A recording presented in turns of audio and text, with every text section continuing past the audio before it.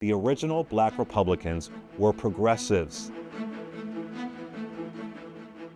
So once upon a time, Black Republicans were fighting for public education, economic rights, voter rights. When the Civil War ends, there was all these freedmen conventions all over the country, mapping out, we use the term Black agenda today, but they were literally mapping out what Black communities will look like, what fair wages will look like, what their schools will look like, what their communities will look like, because they want to progress. After the Civil War, you began to see certain examples of grifters on the rise. When I say grifter, I mean somebody who changes who they are to become someone else. There would be a guy named Isaiah Montgomery, and there would be someone named Booker T. Washington. Folks began to realize that, hey, if I uphold white supremacy, there's a check in that. And it goes on and on throughout the decades. So as you see the downward spiral of Black Republicans, you see the downward spiral of racial politics in the Republican Party.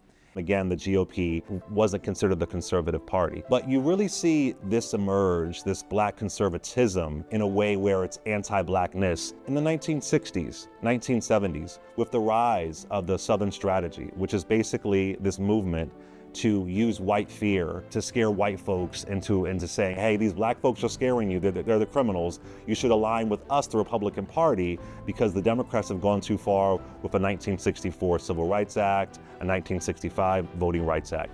So when you see the Republican Party make their blood oath to the Southern Strategy to white supremacy, sadly, you see some Black folks, some Black leaders who say, hey, I can align myself with that, and being contrarian may give me access to power. And so you think about the Richard Nixon era. There were a good amount of Black Republicans during that era, but the rise of Black conservatism, Black Republicans, the ones that we used to know, it's really shifting. But the watershed moment comes after the Nixon era, after Ford. It is the 1980s, Ronald Reagan and Clarence Thomas. Clarence Thomas figures out a much different blueprint. Clarence Thomas realized this is about rugged individualism. This is about, I will say anything and do anything for access to power. And then the ones who are authentic Black Republicans who have credibility, then they are pushed out.